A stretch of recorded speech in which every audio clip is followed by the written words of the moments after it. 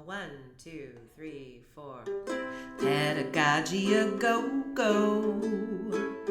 Pedagogy go-go-go. Hello, and welcome to Pedagogy a Go-Go, a podcast about college faculty sharing what happens in their classrooms and why. This is Season 2, Episode 1, Community in the Classroom, and we are your hosts, Gina Turner and Tom O'Connor.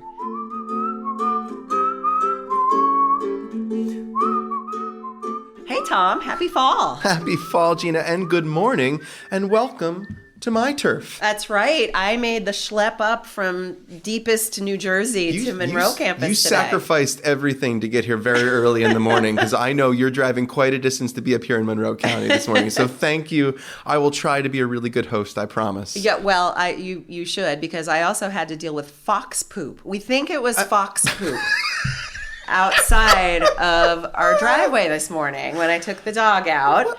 And what did it look like? I have actually seen fox poop. Have you seen fox poop? I'm a resident fox help. expert. I mean, maybe we should put like an NC-17 warning on this episode if people don't want to hear about fox poop. Maybe we'll actually take it offline because I'm a little squeamish, so I'm not sure I want to describe fox poop. Okay, all right. Try not to describe it. I will tell you that, like, prior to seeing fox poop, I would have assumed it would have been more of like the pellet deer variety. Yeah. Turns out it's not. I think it was fox poop. Fox poop it is. Okay, fox poop it is. Look at everything you're learning on this already. You will be able to diagnose what type of poop is in your driveway. Oh my goodness. That happy note. So the last time we recorded it was about 6 weeks ago, I think. It was the end of the lazy days of summer, which weren't so lazy as we were all prepping our classrooms like crazy. Yeah, that was super fun. So we're like 5 weeks in. This is, I think, week 5. Yeah. And I feel like I've got some traction. I don't know about you. I can't believe how fast this semester is going. And I made the not so brilliant decision to redesign all 3 of my in-person classes. As you do. Yeah, exactly. And it's going really well. Like, I'm really happy with the changes that I made in each of the classes, but it means there's a ton of prep for every single class. So I think that's contributing to why the semester is going quickly. But again, because it's working, I can't complain. I'm giving you the Wayne's World. I'm not worthy. That's a lot of work that you're taking on. I think it's fun because it keeps it interesting. It keeps it interesting for me, definitely, which of course is crucial. For the students, you don't want a bored teacher. I'm embarrassed to say that I've revised my syllabus like 3 times since the start of the semester because I keep finding something. I'm like, oh, well, we have to do this. Yeah. And then I don't want to shed anything. I'm like, this is all too good. So now I have this overstuffed sausage of a class that's going to burst at the seams at some point. I know, but it's good. It's better to have too much than too little, as long as you're also not overburdening the students with. So no, I keep chopping off limbs like toes and fingers and saying, okay, listen, I'm not going to have you read, about Shakespeare's sister and Virginia Woolf, as important as it is. I'll talk to you about it and why I was going to do it. So it's like Mickey Mouse and the brooms in Fantasia. Right? Thank you. Like too many things. When's the wizard going to come and save my butt? Well, since it's been a million years since our last guest, we had to unearth what the extra credit assignment was that I gave you. I feel like I got like an incomplete in a class. It's been like 5 months and I'm desperately trying to cobble up something. What was that assignment? Of course, at the last minute. Yeah, we have nothing in common with our students at all. So the extra credit I gave you was actually based on our discussion with Charlie Reinheimer. And also we discussed the visit with Temple Grandin. Temple Grandin came to our campus. We were super fortunate for that. And she really emphasized the fact that we have to recognize that different people have different brains and see the world in very different ways. And so my extra credit for you was for you to think about the people maybe in your life or people you've encountered who have really made you recognize, wow, we are seeing the world in very different ways. Could you think of somebody like that? I did. I came up with three examples, 2 of which are pretty short. And the third actually involves our guest. So, great. The first one is my neighbor who drives me crazy. He's the best. I love him to death. But he has a very unique superpower, which is, and so I am a great art lover. My all walls are bedecked with art. I change it frequently. So anytime he comes over, he also really appreciates the art. And he has an unerring ability to look at something that I've looked at 100 times and see it in a totally different light. So one example is I have like a an 1880s engraving of like it's of a bacchanal. Literally, it's like a celebration to Dionysus or Bacchus. It's not labeled, so it's unclear. But there's fruit and dancing, very Greek, and it's a large print. And I always see it as kind of this celebratory print about celebrating music and good wine and food. And he took a look at it and in half a second said, "That poor kid." And I said, "What?"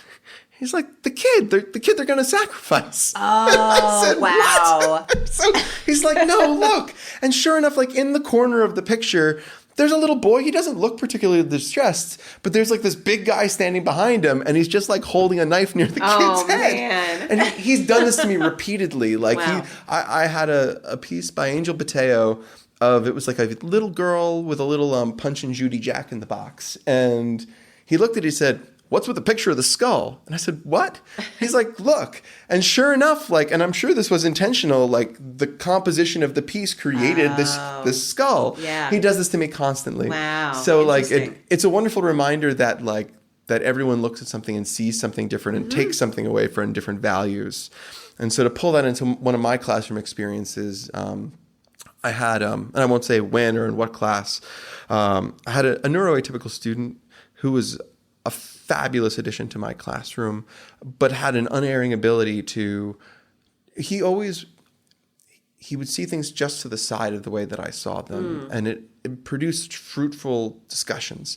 And in one case, I'd shown a film, won't say what movie, and like the central protagonist of the film, the narrative as I've seen it and other reviewers have seen it was that they are the heroes of the story. And because, like typical heroes, they're rebelling against the, a staid culture that's working against them.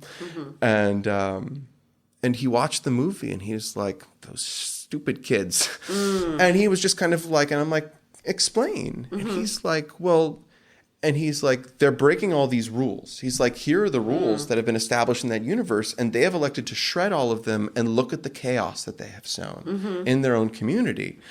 I was like, wow. I'm like, you just flipped this movie for me, and like I've seen it through your eyes, and I've learned something about your values and how you organize information.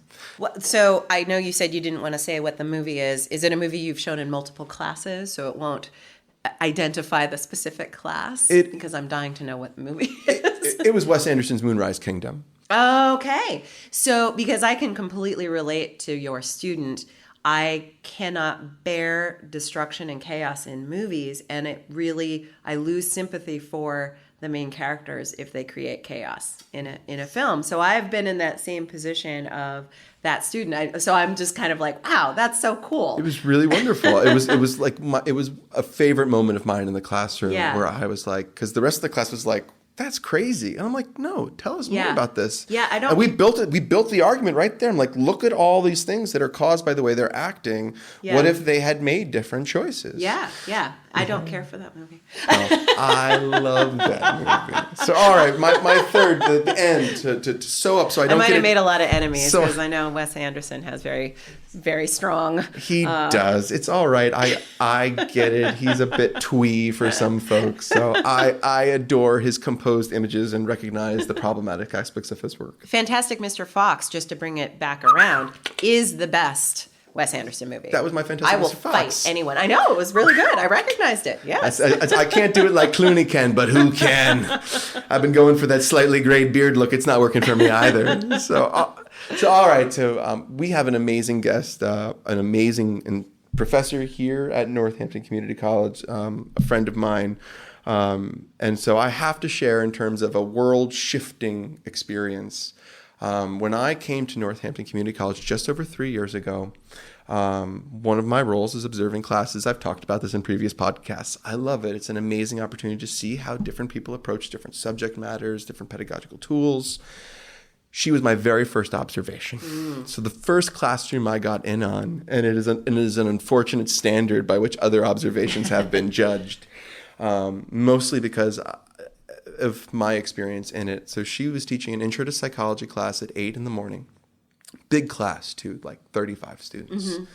And And I show up. I like to show up a couple minutes early so I can kind of say hey, and talk to some of the students. So I'm a kind of a natural observer participant in the classroom instead of some guy in a suit who just walks in and sits in the back. Right. And the first thing that struck me about like 7:50 in the morning was how many students were there. I want to be clear. I'm teaching at 8 o'clock in the morning now. I have a relatively small class size of 9, and we were nowhere near 9 at 8. It took till about 8:07 to kind of get to where we were humming. So that was the first weird thing. And 8 o'clock, right on the dot, just about everyone's present, maybe one or two absent. Brittney turns out the lights. So I should say our guest name today is Professor Brittney Whitman, a psychology professor. And so she turns out the lights in the classroom, and she puts on a video of just a calm waterfall with like a bubbling brook. And I'm like, oh my God. I'm a minute in and I'm starting to write. This is the most awful start to a class. What are you doing? They're all going to fall asleep. You just turned the lights off at 8 in the morning.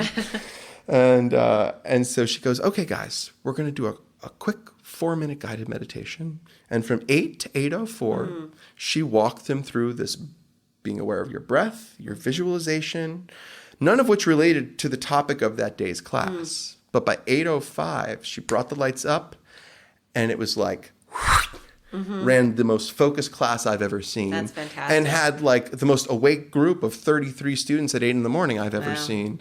Was she doing that at the beginning of every class? I don't know. I don't believe she does it at the beginning of every class. I think she does do it on occasion though, and I think she was just showing, hey, I can do this, and you definitely couldn't, because I couldn't do that in a million years. Yeah. So, and I would love to, but she has an amazing skill set, and she can bring that to bear, and she works a lot with positive psychology, with being mindful and present. Yeah. And so to get to see her do that in the classroom is a very special thing. So she's going to be a great guest today. Yes. I'm really looking forward to it. Very, very cool. All right. If you had just one word to describe yourself as a teacher, what would it be? So today we're in the studio with a professor here at Northampton Community College, Brittney Whitman. I've had the good fortune to know Brittney for just over 3 years now. In fact, the first person I ever actually observed in the classroom, and Brittney's worked at Northampton Community College in multiple capacities. She was a counselor at the Bethlehem campus. She teaches for us online. Brittney, I know you've taught at the Monroe campus. Have you also taught classes at the Bethlehem campus? Yes. So that's the trifecta. You already won. Yes. So and Brittney is an extraordinary individual, one of the finest teachers that I've had the pleasure of actually getting to watch you work in the classroom. So with that, before I even talk about what you're teaching, tell us, what classes do you teach and why? Okay, well, first of all, I'm blushing, so viewers can just picture that. But I teach intro classes. Gina and I are talking about the abnormal class that I'll be teaching in October, the psychology of sex and gender, which I absolutely love. I've taught developmental psychology and health psychology. And we can now recruit because you're doing honor, sex, and gender in the spring. That's right. 9:30. I have no idea if it's Monday, Wednesday, or Tuesday, Thursday. Yeah, super psyched about that too. Honor students, check it out. Yes, please. I'd love to talk to you too about how you teach health psychology, because of course that's my love, Yes. basically. So maybe we won't spend the whole podcast talking about it, although I could absolutely spend the whole podcast talking about it. It's such a fun topic. Yeah, and so it really relevant is. in this day and age too. Absolutely. And maybe even for the people listening who aren't clear on what health psychology is, it's really just talking about the mind-body connection, right? Right. I mean, it's talking about how much our emotional life impacts our physical health, and vice versa, how our physical health impacts our emotional life, and how we make decisions about our physical health and wellness and health behaviors. And am I missing anything? No, I think you're right on. And I'm just to give an example of that. So we were just talking about the podcast, and the one I was listening to, the doctor was saying that he had a man come in and he was severely depressed. He was from Cambodia, and he had a leg removed through a landmine. Oh. And so he traveled over to Cambodia to see what was going on, and the doctor there said, don't worry about it, we've already given him an antidepressant. And so the speaker was like, what did you give? Did you give Paxil? What was going on? And he said, no, we gave him a cow. right? So he's like, wait a minute, is this a joke? And he said, no, we actually, we were sending him back into the field after we gave him an artificial limb. And every day he cried for months on end. He cried. He didn't want to go to work. Eventually he wasn't getting out of bed, and his family was very concerned about him. So they went to speak to him, and a group of the villagers, along with this doctor, went to speak to him and said, we want to support you. We know that this isn't you. And he said, what if we gave you a new profession? What if we took you out of that field? And what are your interests? And he said, well, I don't want to stop farming. And they said, what if we gave you a different type of farming? Mm-hmm. And so they gave him this cow, and he became a dairy farmer. And the depressive symptoms vanished. Oh, that's fantastic. Within a year, yes. So I don't know, that story it just hit my heart, but it also, I think, is a great example of that mind-body. And he talks about how depression is actually a signal to us that something needs to change. Yeah. Oftentimes, too, if we look past the chemical imbalance. Ooh, I love that framing of it, is that it is a sign of something else that's going on, of potentially all these external factors, and not just something internal to the person. Right, that's such a great story. I'm totally stealing it. Yes, please do. Now, you guys were having fun before me because I stepped out of the room, so I missed this. So you were talking about a podcast that you listened to. What's the podcast on? Well, this is just the TED Talk Daily. So it's like it can be 15 to 20 minutes, and you can listen to it on your ride to work. So this was a TED Talk on health psychology and this situation or are you just using it as an example for health psychology? I was just using it as an example. So it was a TED Talk on depression and anxiety. Oh, wow. Right, and how our society, we're just plagued with it. Yeah. So, and I mean, we see it in our classrooms too. Students coming in anxious, depressed, and really the basis was forming a community. So we don't always have to medicate it. Oftentimes we need to allow people to feel that they belong and that they're welcome. Yeah, that's great. Wow. So this is our first opportunity to really meet and talk. And I'm already seeing what Tom said, that you must be amazing in the classroom, because just being able to bring in these stories and drawing from all these other sources. So that is actually going to bring me to my next question. Okay. Some people find this question a little challenging because I'm going to ask you to sum up in one word to describe yourself as a teacher. Okay.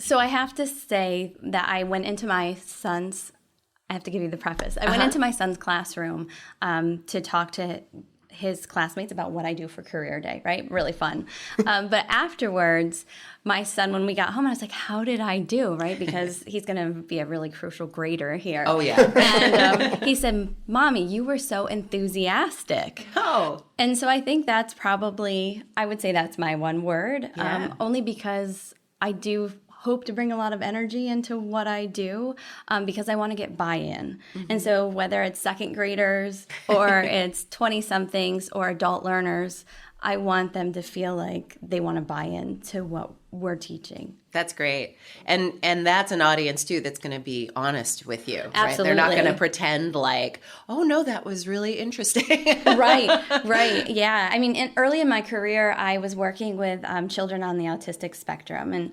And they're going to give it to you straight no matter what. Yeah. So whether it was my appearance on that day or what I was trying to help them with, they were really going to critique everything. And so I think that really hardened my skin but it was a great experience. Yeah. I have to throw in an aside just because I don't know which son's class this was that you were going in, but I do want to reference that Brittney is also an incredible educator within her household. I've said this to other people. I've never actually said it to Brittney, but when I talk about you and your kids, I said, Brittney's kids should never be allowed to leave their house. And it's because, they're incredible. They happened to visit my home the other day, and they came in and they were like, what's this art you have on your wall? Can you tell me the name of the artist? Oh, wow. They were interested in everything. They were amazing with my dogs, which is not easy to do. And all I think is that people meet Brittney's kids and think, oh my God, kids are amazing. They're so easy, and then they're like, I need to have 3 of them. And then they don't have Brittney's kids, and it's all downhill from there. I appreciate that 100%. So I won't speak to your parenting in this, but I will ask this. So taking your enthusiasm, why do you teach the way that you do, if that makes any sense, in terms of, in terms of who you are in the classroom and the practices and pedagogies that you bring there? Why do you teach that way? The first day And of how class. do you teach, obviously, Sure. The first day of class, I introduce myself, and I'm very honest with my students that some days it's going to be like watching a tennis match because I can't stand still and I don't sit still. And I think so I teach like I like to be taught. And, earlier I was saying, like, I have an anxious mind, so that kind of keeps me going from topic to topic. And I feel like I can read my students' faces pretty well. So if I know I'm like belaboring a topic for too long, I know it's time to move on. But with that, I'm very hands-on too. And I like the story I just told, I like to bring in my own interests, hoping that I can pique their interest so that they can start talking about jump off points of how they can relate to what we're talking about. And so, part of my I think experience of working within the community and the school systems and now in higher education is that I bring it all together. And I take, a multidimensional approach to my teaching so that the students can feel connected. And I tell them at the beginning of the semester, like, we're forming a community in this classroom. So once you walk in that door, you're in our psychology classroom, and we're all beginner psychologists. And so I get them into the mindset. And that's what I wanted when I was in the classroom. So what would be an example of of an outside interest of yours that you kind of brought into the classroom to bring something else to life? Let me see. There's so many, because like I said, I kind of jump around, but I will bring in, feminist issues. So this last class, we were talking about, it was the sex and gender and sexuality chapter that we were talking about, and we were just talking about how laws have been formed within our country and the effect that it's had on both men and women. And recently there was a news story talking about two women. It was in either New Hampshire or Maine, and a woman had gone out to do topless yoga by this beautiful lake, right? And so, of course, the students are piqued because we're talking about topless yoga, but that wasn't the point of the story, right. And I made sure that they got past that point. But then, what studio is doing that? Right? And she was arrested for it. Okay. And so she was held without bail. And so her friend actually then said, you know what, this is not right. So her friend went out and did the same thing. And she was also arrested. Uh-huh. And so what they were trying to do was start this movement where what they're saying is that, breasts are only sexualized because of society. Mm-hmm. But it's actually just, a part of our body. Right. And the class really took to that. And then they started talking about other laws. And so sometimes my husband's like, do you sensationalize things to get interest? And I said, probably. I probably do, but it always gets us to where we want to go in the end. Yeah. Well, I love two things about what you said.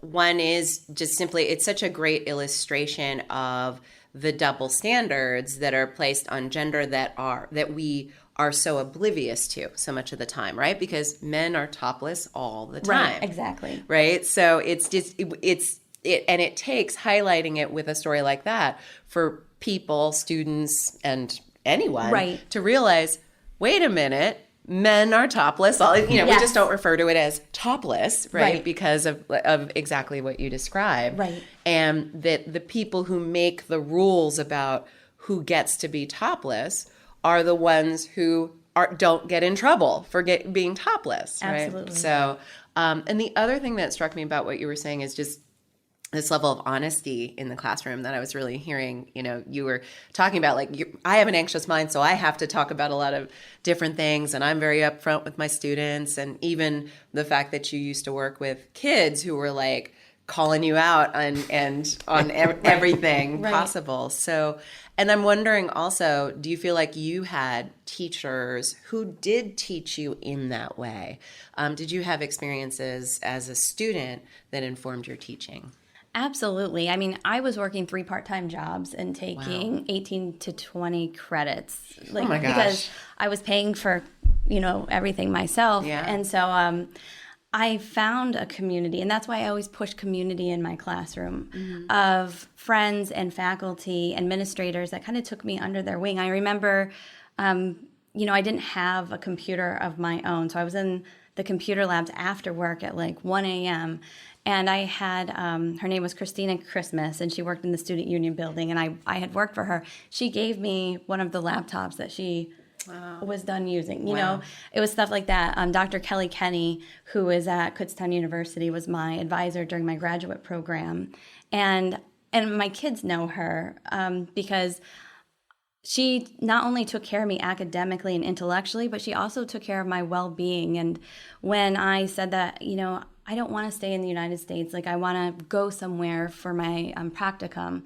She was like, okay, give me the list. Like, let's do this. And it had never been done before. And so she really fostered, this, first of all, I felt loved and I felt like I belonged. Yeah. But she also fostered the sense of adventure and courage in me to take risks that ultimately paid off. So I ended up going to New Zealand and made friends there. And so, I truly believe in that pay it forward. So that's what I want to do for my students too. I want to, allow them to take risks in the class, to share things and know that it's a safe environment to do that. Yeah, that's great. Do you see a connection actually between, like, as you were telling your story as a student and having to balance work and school and working with limited income and limited resources, now that you teach in a community college where so many of our students struggle with that,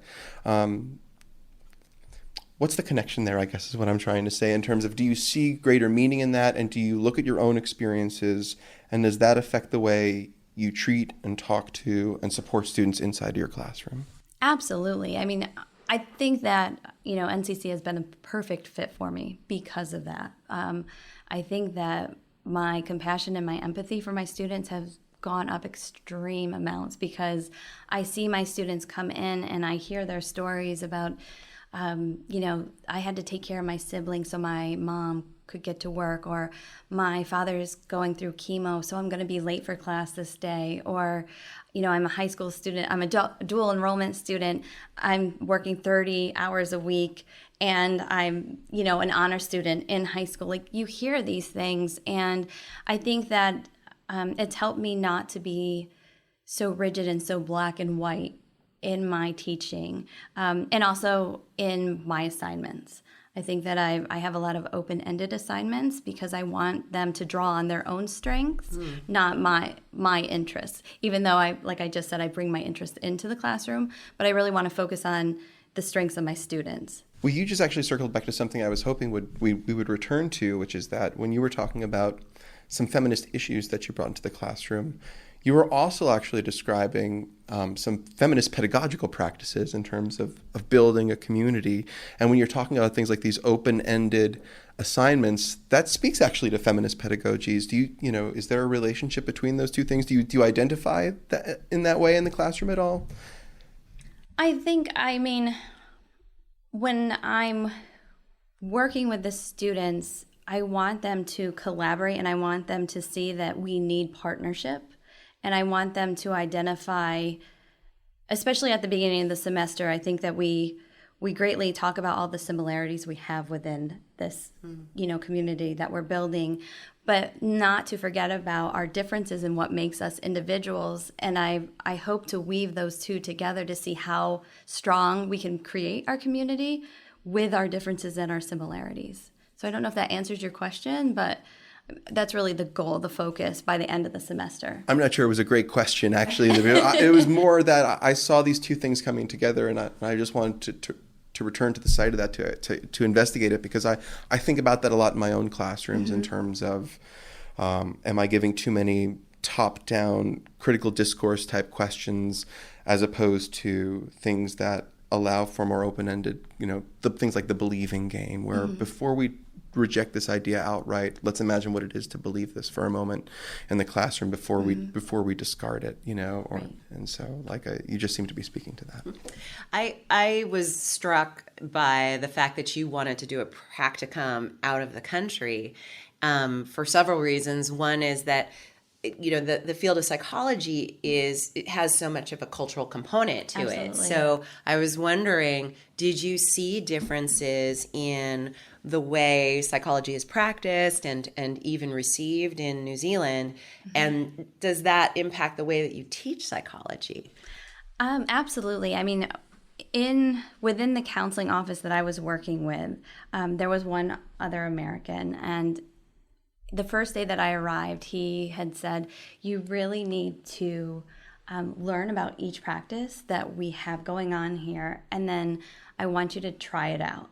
So I thought that was great advice. Yeah. So there was one counselor that was really into psychodrama. Oh, cool. And yeah, it was really cool. And I loved watching her practice it. And What is psychodrama for the lay people around us? Well, I was making the assumption it was kind of role play. Yes. Yeah. But please describe. yeah, so it is. It's a lot of psychodrama. And actually, Tom, you would love it. So I just listened to a podcast on this too. I'm a little I'm in a groove right now with podcasts. Yay, so forgive podcast. me. but there was actually, I'll send it to you. There's a man who he does psychodrama within prisons, and it's amazing. So he actually gets groups in this prison, and he either has them write down the experience that they had before they were sent to prison, or they could be fictional experiences, and then they have that the prisoners act them out with trained actors. And the experience is it's very emotional for prisoners at times, but it's also transcendental in some ways. So it's just really cool. So when you're working with college students too, think about all the new experiences or like the stressful experiences a college student could go through, right? And you have this in a group and you have them working it out in a safe place so that then they can go back onto campus and try out some of those new techniques that they just learned within the class. And they're teaching one another too. So you're really just giving them a platform. That's awesome. Yeah, it's really cool. So so that really stretched me because I'm more of an introverted kind of person. So to get up in front of people to do that kind of thing, it was a good experience for me. Yeah. I also had there was a counselor who was part of the indigenous people. She was Maori, and so she took a very naturalistic approach, and she took students out onto walks, and she was very much with It was really mindfulness, if we wanted to label it. Okay. But let's sit under this tree and let's feel the breeze and let's be one with our environment and so cool. it was I just loved that. And in New Zealand, the most beautiful environment. Gorgeous, yes. And she would invite me to meet her family, and I remember one time just sitting on a beach with her, and she was just like, "Do you feel the rocks? Do you see the water?" And so that was really cool. Yeah, that's great. Yeah. And it makes me wish I could do that now, because that's something I try to emphasize in my classes is, again, we talk about psychology as a science, but it is like any other field. It has its own cultural biases and even the way that disorders manifest themselves. I mean, talking about Absolutely. abnormal psychology, they manifest themselves very differently in Western culture versus in other Asian cultures and things like that. Like the symptoms of schizophrenia are very different cross-culturally. Right. So that's so cool. Yeah, it really was. And we, so they had put me in charge of the ESL program, but helping them to become acclimated in New Zealand. So here I am, an American, right, in Palmerston North, and I'm supposed to help these students become acclimated. And what happened was the director of the counseling center had actually the first week, he had set up a bedroom for me, so I stayed with his family. And talk about, immersion. And he was actually from South Africa. Oh, wow. And so what he said that when he came over, someone took his family in for a month. And that's how they became acclimated. And so he's like, I want to help you the same way I was helped. It was amazing. He also did not let me go to sleep when I arrived because he was like, you need to get used to the time jet lag. change. Right. So I'm like, for whatever I'm saying right now, please forgive me because I was so exhausted. So I took that idea, what he had given to me, and I held a community forum, and they had a similar to like a VFW. Okay. And so I held the forum there with the community members and asked them to help us welcome these students into Palmerston North, so that they could find a community there with the locals. And it worked really well. We had locals setting up, bedrooms for these students for a week before we settled them on campus. Wow. And then there was a group called the Green Coats, but we actually had green vests. And once they were done with that week of getting to know a community member, we then transferred them onto campus. And where were the students emigrating from? Mostly China. Okay.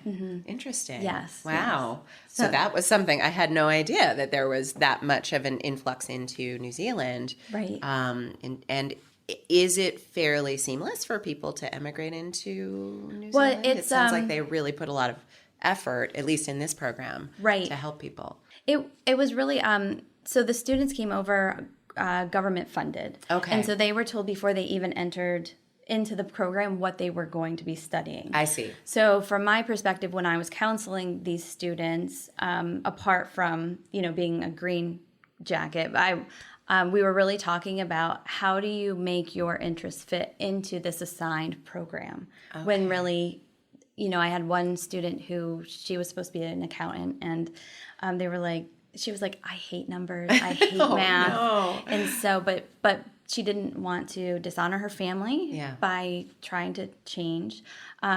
She also couldn't lose the funding. Her family couldn't afford the funding, right? To send her away. So it was those kind of things that we tried to work through. Which, how do you change? Really a society, right? So we took the pieces that we could work with, and It's crazy listening to you talk about working with Chinese individuals migrating to New Zealand, in an ESL program. But all I'm hearing is I'm just making connections with the experiences our students go through in acclimatizing? Acclimating? It's probably just acclimating, but I want to use something fancy like acclimatization, into classrooms, particularly first semester students. I know you're teaching, I think, Intro to Psych this semester. Matter of fact, you're teaching at 7:30 a.m. in the morning a class to work with dual enrolled students, which I'm fascinated by, because this is an experiment and one I'm hoping is going really well. I think so. So we're in week 5 of the semester, and it's at that moment where I'm getting to know my students quite a bit better. And I'm also I'm teaching a class that I've taught in the past, and I'm finding that things that worked really well the last time around, not quite working the same way. And I'm tweaking and I'm changing some of the approaches based on the students I have in the classroom this semester, as opposed to in years past. You have this dual enrolled not entirely, but a large portion of dual enrolled students. As the semester progresses, in comparison to previous semesters and in comparison to what you were doing 3 or 4 weeks ago to this week, are you changing your pedagogical style on what you're doing in the classroom? Absolutely. I think I always do. I always I need to set out my whole semester before it even begins. That's my safety blanket, right? I kind of have to have an idea of it. But I think that each class has its own personality. And so I really try to evolve with the class as they're learning new things, and I also like to be on kind of the brink of what society is doing too. So if there's new information coming out within the world of psychology or within the media, or I hear students talking about issues that are going on in their own life, the night before I can change my whole plan for what I'm going in with. Or sometimes I do that the morning of, I walk in and last semester technology was not working. So I was okay, you know what? Fab Lab it is. Here we go. And the students loved it. Yeah. And I think that, they also like to have a plan of what we're going to do. But I also think that maintains the interest in the class too, to kind of say, okay, what's she going to do today? She has this giant Post-it note. It's 2 by 3 Post-it notes that I bring in. And, what are we doing with those? So we need to get you an arts and crafts budget, because I know the types of activities that you've run in your classroom, and I'm like, she's got to be spending a fortune on this I've stuff. asked Karen, I'm like, do we have these resources? Is there an art closet I can go into? But no, it's fun. Well, definitely touch base with the psych we're not a department, but because we do have a tiny budget. Okay. So we'll touch base about this after All the right. podcast. We won't buy you the full pack of markers, a red, a blue one. That's it. Listen, my children always benefit from what I'm doing in the classroom because they always get the leftovers. So there's no complaints at home at all. That's great. Well, I'm dying to ask you about something that you're doing in health psychology again, because that's Sure. especially a shared class that we have. Because you talked about really wanting to, number one, involve things that are going on in real time in society, and then also that you want these to be sort of active or project-based. I can't remember the word you used, but that sort of very engaged project that they would be doing in class. Would you mind sharing one of the assignments, or maybe is there a culminating assignment that you do in health psychology? So there's a couple of them, but for the final this past year, what we did was actually we made a family history, a family tree. Oh, wow. And so there's quite a few states actually that will have this as part of when they're working with low-income families. They want them to kind of branch out of, where did you come from? What kind of diseases were part of your family, or what kind of psychological concerns did your family have, so that then when they're working with these families, they can get a full picture of what the family is going through or where they came from. And so for this final, I think there was 5 or 6 websites that I gave them examples of what these states were doing, and I wanted them to create something similar. So like a health family tree. Basically. Wow. Yes. That's very cool. Did you find that they found out things that they had no idea about, I would imagine? Absolutely, yes. One student was talking about all the surgeries that she found that the females on her mother's side had gone through, and she said that she hadn't been born yet when all these medical issues were taking place. Yeah. But as she was talking to her grandmother, her mother, they were saying you may be predetermined to have this cancer or to have these other issues. And she was like, I would have never known if I hadn't had this project. Right.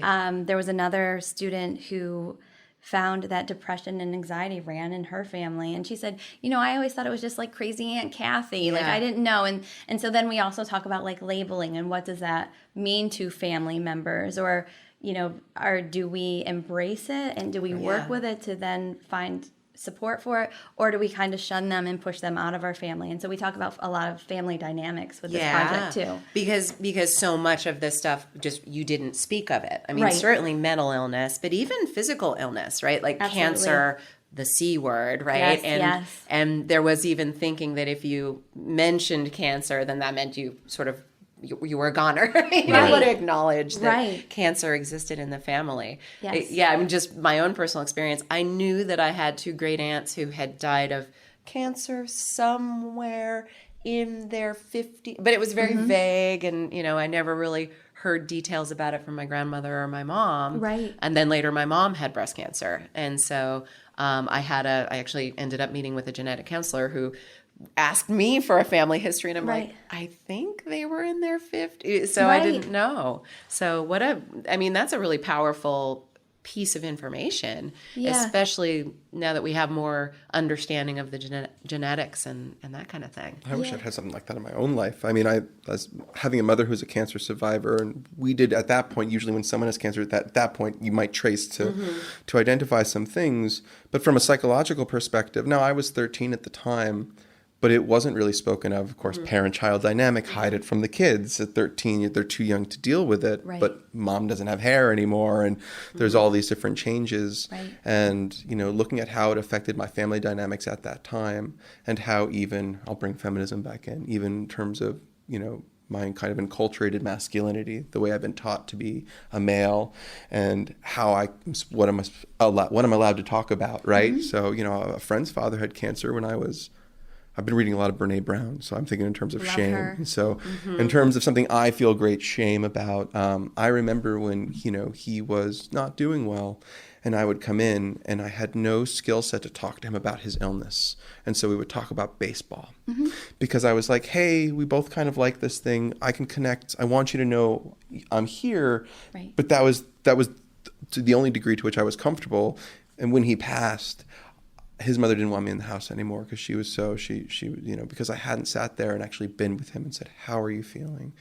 And so like, I think those kind of assignments make that a living psychology. I mean, like for the people, they see it in their lives. And for the student who realized that she might be at risk for a particular type of cancer, you're literally saving lives, as well as, generating more healthy relationships, both within the classroom and then out. And it just leaves out like this great tree. Well, it strikes me, though, I mean, one thing you said, you shouldn't feel shame about doing what you could, because actually for some, people who are struggling with illness, they don't want to talk about the illness. Right. They would rather talk about baseball. I was a hospice volunteer years ago, and my the lady that I worked with, Dorothy, she was 92, and she was fantastic. And what she wanted me to come do with her was to watch the Mariner baseball games and to keep score, because she couldn't see very well anymore. And so she taught me how to mark a scorecard. And then she would, she'd ask me like, okay, so what happened? Look at your scorecard. Tell me what happened. love that. And that's what she wanted me to do. That was how we spent time together. But the other thing that struck me, Tom, what you said is that your friend's mom then was sort of angry with you. And I wondered if, anytime you create a space in a classroom where people are really sharing important personal things, that can raise issues as well. And obviously Absolutely. You're trained as a clinician, but how do you navigate that, dealing with those emotions when maybe it gets a little too much for the student to hold? So another thing that I do at the very beginning of the classes, I talk about Carl Rogers, and I bring in, right, Sweet Carl Rogers. Sweet Carl Rogers, yes. Explain to the class, guys. Non-psychology person here. Well, Call who? I know a Mr. Rogers, different guy. different Rogers, but still very sweet. Yes. Don't think they're related. He could have had his own series, He I think. totally could have. And there are these classic videos that I think every single person who teaches intro psych still uses to this day. Carl Rogers was a really important figure in humanistic psychology. Okay. Is that and that's like positive psychology, or is it different? It's a precursor to positive Yes. psychology. Okay. His main claim to fame, if you want to say it that way, is that he felt everyone deserved an environment of unconditional positive regard, that if you didn't get it as a child, and that means a feeling of acceptance for who you are. Even if you do things that are bad, it's not like, yeah, you did a bad thing. It's that, oh no, I still love and care about you, but let's help you to become the person that you want to be. Gotcha. Right. But these videos are great, and they're on YouTube. You can just Google Carl Rogers and Gloria, Yes. and you can see him in therapy with her. And Right. Jeff is also nodding his head because these are real classics. They are. I saw these videos when I was in my intro psych class in like 1980, whatever it was, 1988 or something like Right. that. So anyway, sorry, but go ahead. I think that was a great introduction to Carl Rogers. I mean, so what we do is we talk about what it would be like to have that kind of environment within our classroom, and how do you be an active listener? How do you have unconditional regard for someone?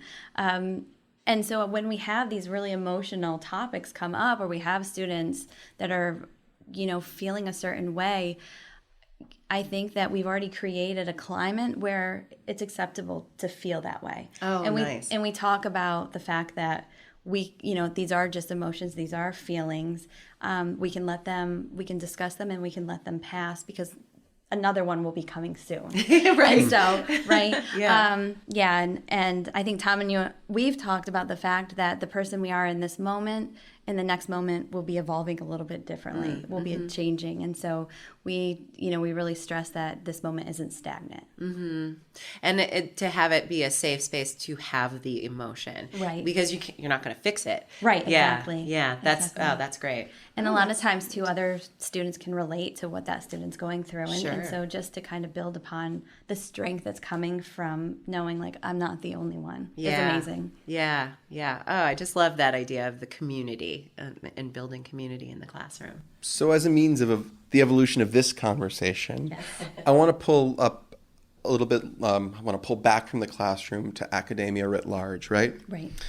So this is the tough question where I put you in the hot seat. Uh-oh. Brittney, if you could change one thing about your profession or higher ed in general, what would it be? What I think, or what I work on to change, is that rigidity of hierarchy.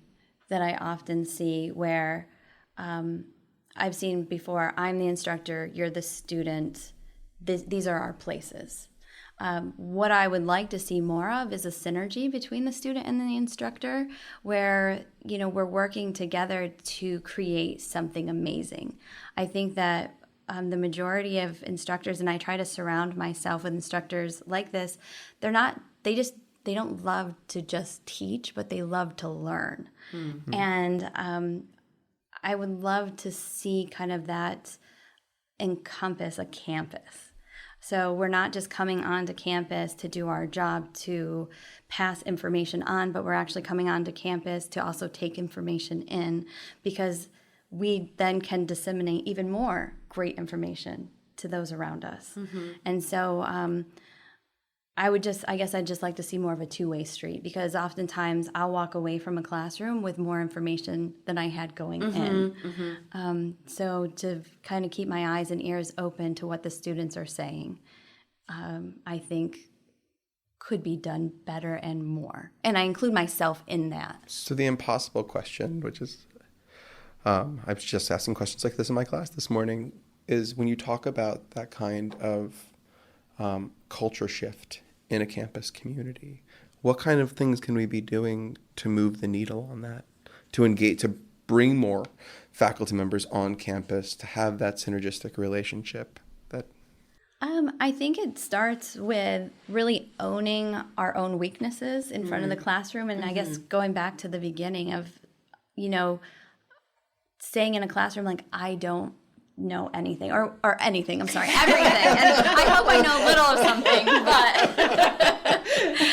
something, but being able to really say, if a student brings up a topic that I don't have that much knowledge on, saying, okay, get out your tablets, get out your phones, like, let's do the research right here and now so that we can find the answer. And I think that's the connection and the compromise that we can come to, is that I don't know everything, you don't know everything, but together we can figure it out.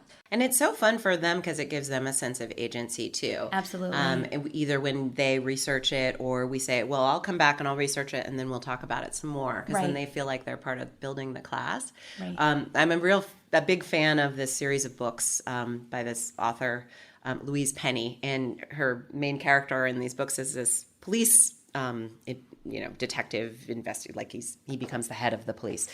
But he's such a wonderful character and kind of role model for life, because whenever he hires a new person for his team, he says these are the 4 most important statements to be able to say in order to be a good police officer, to be a good leader, is I'm sorry, I was wrong, I don't know, and I need help. Humility. Yeah, right? yeah. And I just finished one of the books in the series, and I was like, I have got to write that somewhere. I love it. Maybe put that in my auto signature in my email or something like that, because it's just such a good reminder that for the student also to see us admit we don't know, and not even admit, to be fine with the fact that we don't know the answers, models for them that it's okay not to know. That's exactly what I was thinking, is that you're modeling effective learning practices. You're also, and I'll bring Brené Brown into it, you're also modeling vulnerability as a strength of character and humility.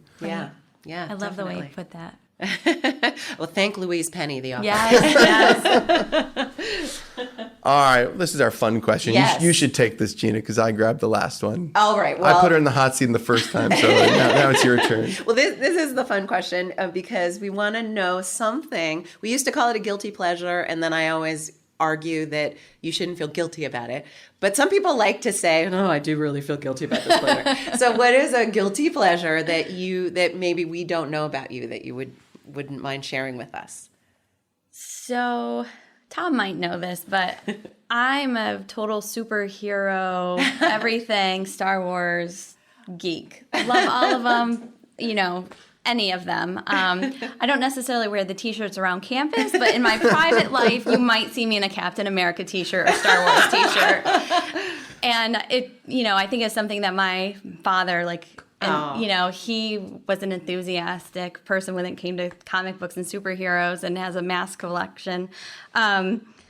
But yeah, I think that it's, everyone needs a hero. And as a child, my father was my hero, but I also wanted to marry Superman. So my husband knew he had like tough competition. But yeah, so I actually just found a clinical psychologist. She started a series of book called Superhero Therapy. Oh my gosh. So cool, right? So, and it's really a strength-based kind of therapy, but if you ask a client, if you were a superhero, like what would your strength be? Like, what would your strength be, Tom, Gina? Like, what do you think? Ooh. What would your strength be, Brittney? Oh, so I would love the strength to take pain away, whether it's emotional pain or physical pain. Oh. That would be my strength. I love that.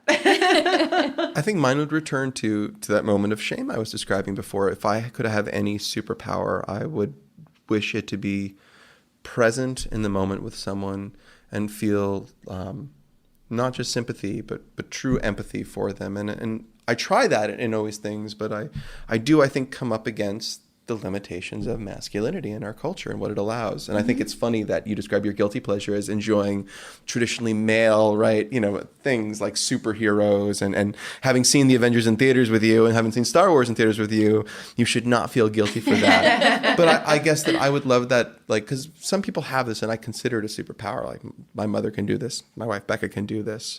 If a person is like in great distress and pain, for whatever reason, it's like they have a little sign flashing above their heads that say, you can tell me everything about this, and I'm just going to sit and listen, and you're going to feel better, right. Having spoken it. And so I try for that. And I've been fortunate enough that I think a lot of students do feel comfortable coming up to me when they're in trouble, when they have a question. Yes. But I can always be better. So that would be mine, for sure. I love that. And I think you already have a great sense of empathy. So, yeah, you're selling comes yourself and goes. short. Yes. I want to time travel. I mean, yeah, right. I like it. Yes. How fun! I'm sorry, I'm not going to go deep like you guys did. I am desperate to time travel. I think that's fabulous. Can I come with you? Yeah, absolutely. To be one of those, you just touch me and I can yes. go. Like, yeah. I can definitely take someone, and I want to go to the past and the future. I want to be able to do both. I was actually brought this up with a friend the other day, and she said, but if you find out what's happening in the future, doesn't that mean you come back and so then you won't do the thing? Oh, right. You might Those mess little up details. the future. Mm-hmm. And so I had to promise that her. That is the plot of the last Avengers movie. Right. That's why Tony Stark can't know what's going to happen. Not up on my... Sorry. You could be writing these scripts. I'm not in with making the big bucks. You have a little loophole. I think that you could fix that. Okay, yeah, I think so too. You need to hire an astrophysicist to be on your A team, yes. and you can. There we go. Like my Q. Yeah. I'm a James Bond person. Okay. So. But I will just one thing about the superheroes is how much I love the ways in which all of the superhero movies are moving toward inclusivity. So absolutely. That I've jumped on board for. I went to go see Black Panther. I went to go see Wonder Woman. Yeah. I love that Ta-Nehisi Coates is writing the comic book, and Roxane Gay is writing comic books now. So, and then what's Roxane Gay writing? She is also writing for Black Panther, I believe. Is she really? I'm teaching her my class. Now I can use that as well. That's amazing. Someone will have to fact check that for me, but I know she's writing some comic book. Okay. And then Sold. the new Spider-Man movie, right? The one where it was like all sorts of different Oh, kids. the multiverse one, yeah, right? Into the Spider-Verse. One, which I actually want great. to watch. I've heard it was really good. So it is. So no reason to feel guilty at all. Thank you. Appreciate that. Well, on that happy note, we want to thank you so much. This has been such a fun conversation. It has been. Thank you so much for inviting me. Well, look, we ask you what a guilty pleasure is. You somehow connect that to, let me tell you about these superhero therapies that are going and how this might relate to the classroom. And this is why we invited you on the show, Brittney. I appreciate it. You're marvelous. That's why we love you. Thank you so much for being here. Pedagogy a go-go. Pedagogy go-go-go. Okay. So we're back. That was incredible. Yeah, what a treat. I had never gotten to meet Brittney before, so it was a real pleasure. And she and I have already made arrangements to meet up again to brainstorm. We make connections here. Exactly. We are family. We build. We grow community. That was one of the things that really struck me from the conversation with her is just her real emphasis on community. And then I absolutely loved her story about her experiences in New Zealand. And I just have to say, I hope she hears us singing her praises, because she said that she's an introvert. And then, she mentioned, needing kind of to have things completely prepared so that she feels safe. But what a brave person to forge a path of, I want to do my practicum in another country, right? Yep. So what a great act of bravery followed, because she's following her passion and her desire. So I think that's a wonderful takeaway for me, a good reminder for me. And there was the second part of that, which is, I think, what makes her such a stellar instructor. And I can say this as someone who is, I'm pretty anxious individual normally, and so I overthink things. So like Brittney, I share that desire to be really prepared. I can be an over-preparer, which can sometimes be a problem, and a pit I can fall into on occasion and have fallen into on occasion. But what she actually, what she also said is, I build out everything so I know I've got that, but then I can also change it day to day. And she's absolutely fearless in that regard, saying, I'm working with these dual enrolled students. This is landing or it's not. We're gonna do a different activity this day. Yeah. I thought I was gonna lecture, but you know what? They're dozing. We're gonna do this. Yeah. And so that takes, I think, real courage in the classroom. Yeah, exactly. Exactly. And I am a framework person rather than an over preparer. I'm also so you've mentioned being a sort of an anxious type. I always tell my classes, we always hear about fight or flight, right? Fight meaning the automatic aggressive response, flight meaning the automatic fear response, but we don't often talk about the other F, which is freeze. And I'm a freezer. And so I think that that it's a great reminder of how these different approaches manifest themselves through your teaching, right? That for someone who maybe has a little anxiety, that means that they're going to make sure that they have plan A, plan B, plan C, plan D, right? For me, I have to make sure that I feel like I have the opportunity to take a step back, to take stock before I shift gears, so it's really interesting to hear different people's personality traits and how that translates to the classroom. Oh, absolutely. The thing that sticks with me most from the conversation is this desire to build classroom communities and then to bridge that out into, I think, the college at large. When I asked what change would you make in academia, Brittney, being Brittney, of course, put more work on herself and kind of put out the call for other people to do more as well, for teachers to not come as the vessels filled with liquid that they're going to pour into their students' head, but to arrive here as empty vessels as well, in terms of, I'm coming here to learn, to be a participant, to find co-learning opportunities alongside my students in academic programming, in service learning. Yeah. And so that's my utopia. And so that's why, of course, I asked her, I said, how do we do that? Yeah. And I think she had a good answer. Yeah, it's a great answer. We do it step by step. We do it by modeling that. We do it by creating opportunities, which we hope that this show is, for some people, that we're putting the word out for opportunities to come listen, to try these things out, to make connections, just as you and Brittney did today. Yeah, definitely. And then, following on that idea of being modeling humility in the classroom, right? I just love her genuine. You mentioned Brené Brown, who she came up a few times, and for those of you who are not familiar with who Brené Brown is, she's a social worker by background, and they're probably, I don't know, she was one of the most watched TED Talks of all time.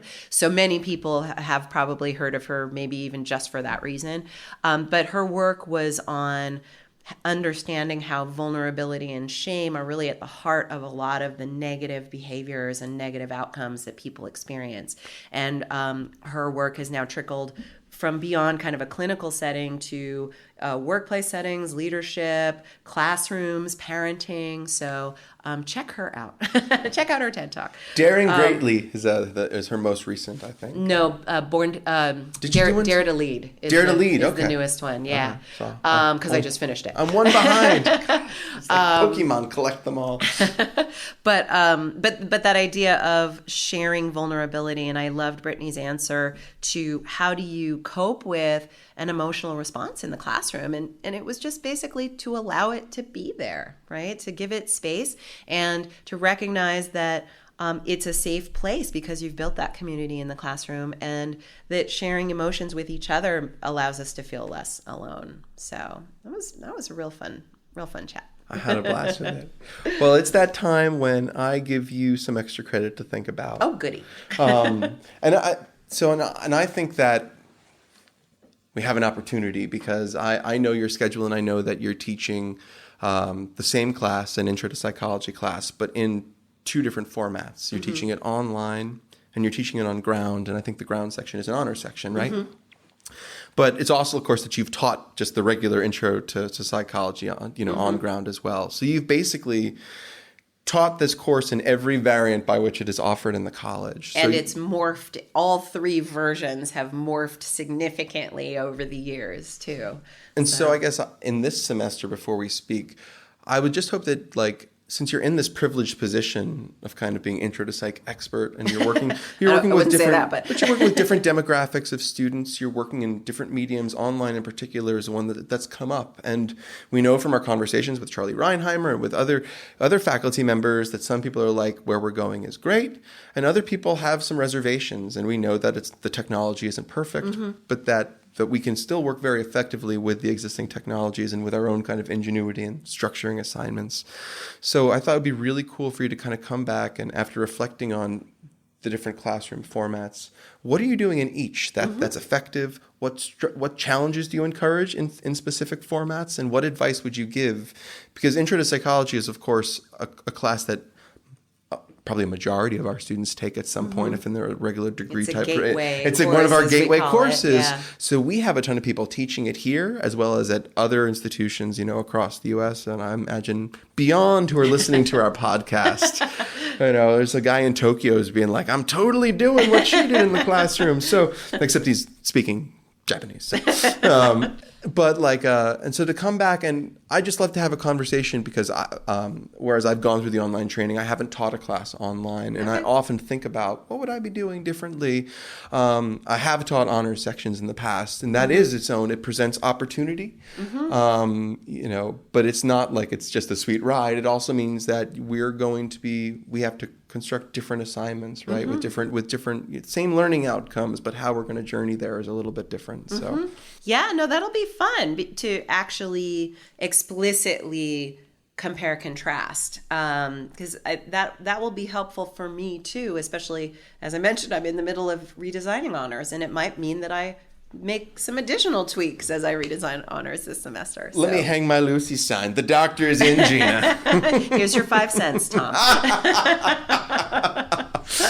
Well, thanks today. It was a blast as always. I can't wait till we record our next session. Yes, indeed. Well, enjoy the first beautiful days of fall, everybody. Here, when the leaves come down, take a long walk. Get out there. Look for fox poop.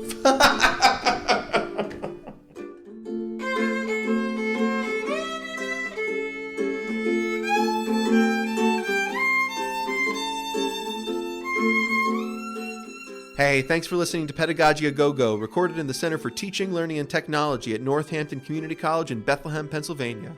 Our podcast daydreamer/showrunner is Kelly Allen, and Pedagogy A Go-Go is produced by Jeff Armstrong. If you've got any questions, please send them to pedagogyagogo@gmail.com.